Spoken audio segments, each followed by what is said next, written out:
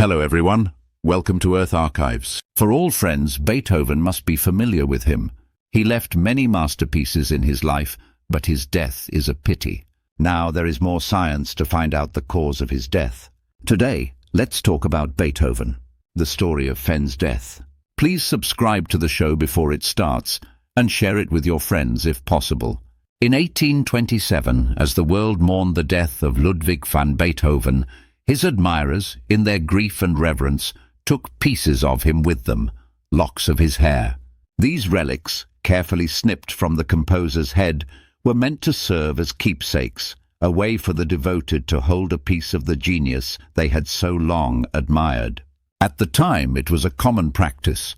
During the 19th century, the collection of such mementos was a revered tradition, a tangible connection to the great minds and artists of the age.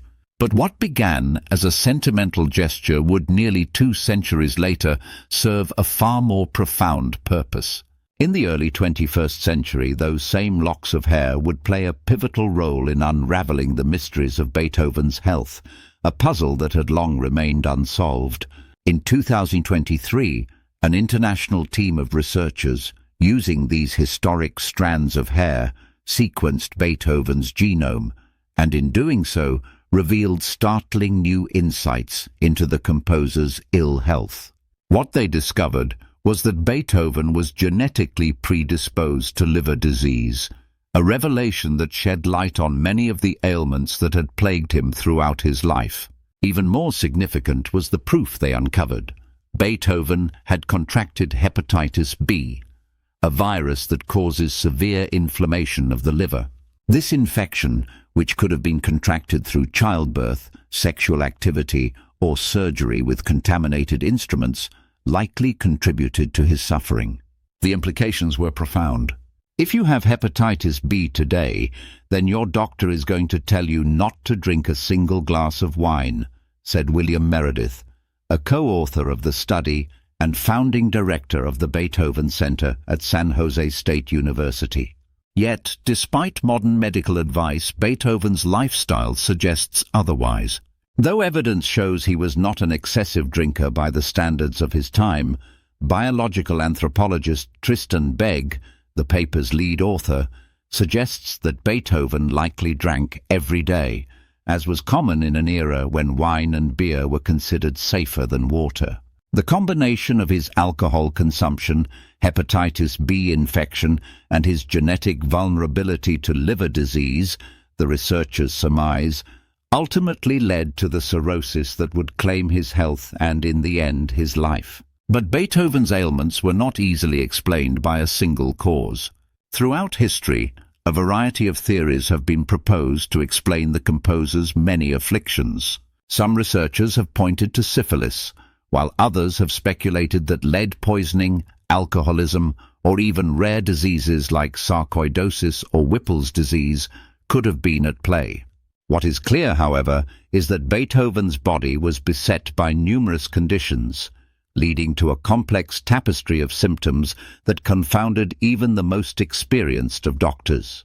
As Begg noted, there was so much that was wrong with him, and so much historical evidence to sift through, that a variety of plausible theories emerged. Each one, grounded in the facts of his life, seemed to offer a convincing narrative.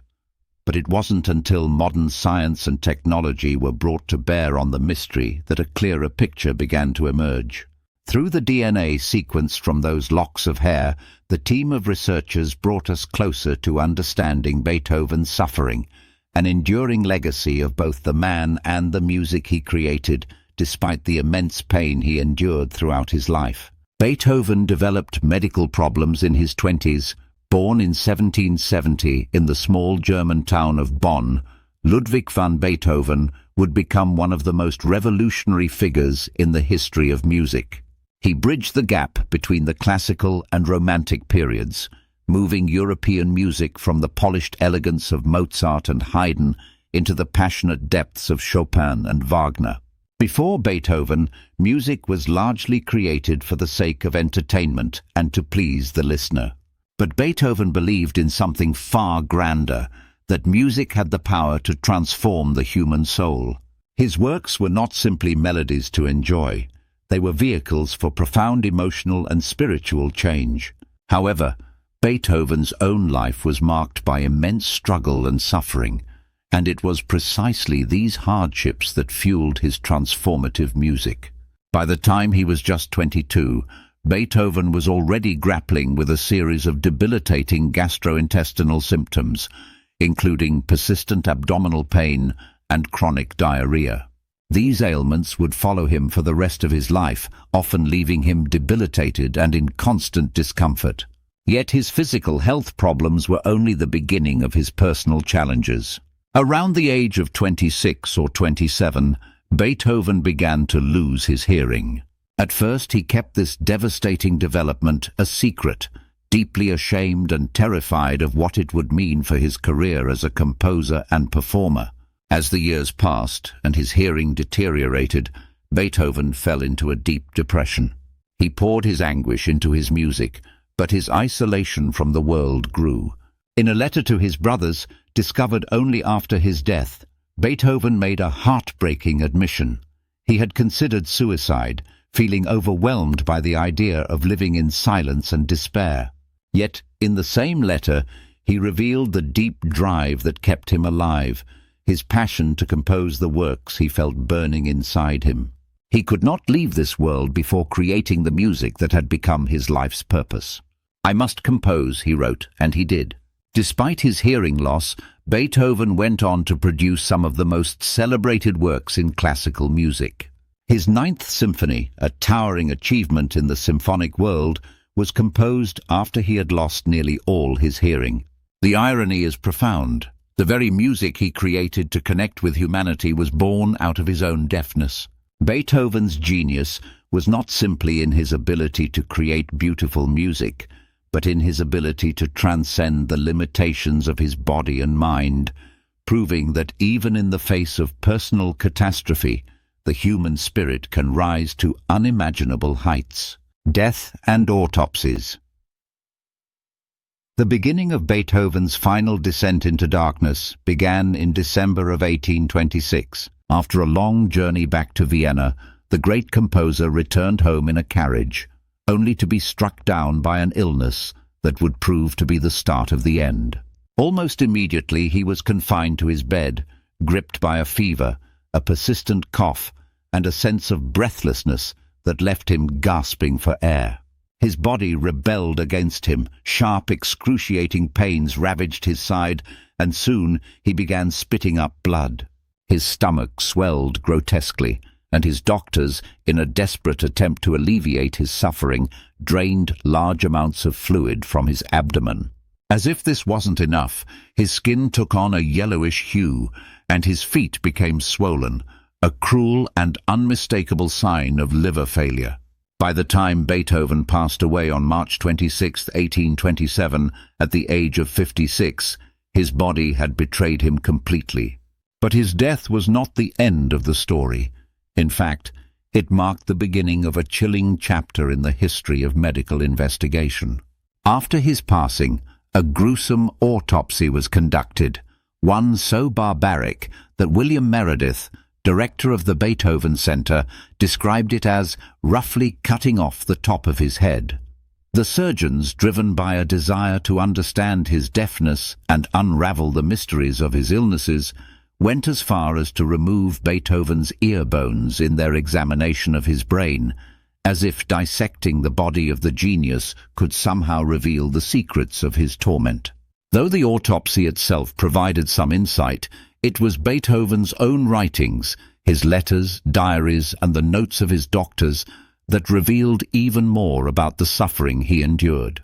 Through these personal documents, we learn of his physical and emotional pain, the crushing depression brought on by his deafness, and his unwavering determination to compose in the face of overwhelming odds. But the story of Beethoven's health didn't end with the autopsy. His body was exhumed not once, but twice in the years that followed. First in 1863, when it was relocated to a new coffin, and again in 1888, when his remains were moved to a different cemetery. On both occasions, skeletal examinations were conducted, hoping to provide more clues about his afflictions. Further tests were performed on his remains. Hair and bones were subjected to toxicological analysis in an effort to uncover the root causes of his illnesses. However, the authenticity of these samples has been questioned, leaving behind more questions than answers. Was it lead poisoning? Syphilis? Some other toxin or disease? These questions remain unanswered, buried beneath the layers of time. What is certain, however, is that Beethoven's physical suffering was as monumental as his musical achievements, and the enduring mystery of his health, compounded by his deafness and relentless drive to compose, only deepens the awe with which we regard his genius. Beethoven's life and death, like his music, were marked by a powerful struggle, a struggle against the body, against fate, and perhaps most poignantly, against the very silence that would eventually consume him. His death may have closed the final chapter of his earthly existence, but the legacy of his works, the symphonies, the concertos, the quartets, echoes through the ages, transcending time, sickness, and the cruelty of fate itself. Even now, nearly 2 centuries later, his name is synonymous with triumph over adversity, a testament to the indomitable human spirit that refuses to be silenced. DNA analysis of Beethoven. As the years passed, and many of Beethoven's health mysteries remained unsolved, Tristan Begg, a self-professed Beethoven nutcase, began to wonder if modern technology could offer any answers. DNA sequencing, he realized, had advanced dramatically, far enough to give him a shot at unraveling the genetic enigma of Beethoven's life. We had techniques developed during the Neanderthal Genome Project that were tailor-made for recovering the types of DNA found in hair, Begg said, hinting at the cutting-edge methods that had evolved to extract DNA from such seemingly unlikely sources. In late 2014, Begg shared his bold idea with William Meredith, whom he had met years earlier at a Beethoven exhibit in San Jose, California. Meredith, intrigued by the proposition, joined forces with a colleague to purchase or borrow 8 of the 35 known locks of hair attributed to the great composer.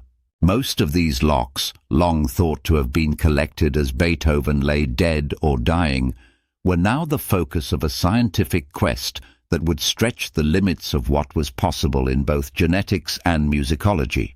The team meticulously examined the 8 locks of hair, and after rigorous testing, they concluded that 5 of them were almost certainly authentic. These strands, it seemed, belonged to a European man, and their provenance was traceable with moderate to impeccable accuracy. But not all of the hair samples were so reliable. One lock, shockingly, was traced back to a Jewish woman, casting serious doubt on a popular hypothesis that Beethoven had died from lead poisoning. This single hair sample had previously been the foundation for that theory, but it now seemed that the assumption had been based on faulty evidence. Another lock was deemed probably inauthentic, while the final strand contained too little DNA to analyze. With the most reliable samples in hand, the team turned their attention to Beethoven's genome. The researchers, now expanded to over 30 co-authors from countries around the world, carefully sifted through the data. Their analysis revealed some startling findings. Beethoven was genetically predisposed to liver disease, and there was also strong evidence suggesting he had been infected with the hepatitis B virus, a condition that can lead to serious liver damage. Given the harsh lifestyle and the medical practices of the time, it was not surprising that this virus might have been contracted through childbirth, sexual contact, or unsanitary surgical procedures. While this discovery offered a new layer of insight into Beethoven's health struggles, the team encountered challenges when it came to uncovering the exact causes of Beethoven's deafness and digestive troubles. Though they were able to rule out some conditions, such as celiac disease and lactose intolerance, they found only modest genetic protection against irritable bowel syndrome. Still, it wasn't enough to explain his chronic gastrointestinal issues. In the end, despite their efforts, The precise source of Beethoven's hearing loss remained elusive, and the full extent of his digestive suffering remained unclear. However, what did become painfully clear through their research was the incredible toll Beethoven's body had taken. Meredith, reflecting on the findings, noted that with a failing liver, progressive deafness, and ongoing gastrointestinal distress, Beethoven had indeed been dealt a pretty bad deck of cards. Yet, even as his body betrayed him, the composer continued to defy the odds, creating masterpieces that transcended the limitations of both his body and his time.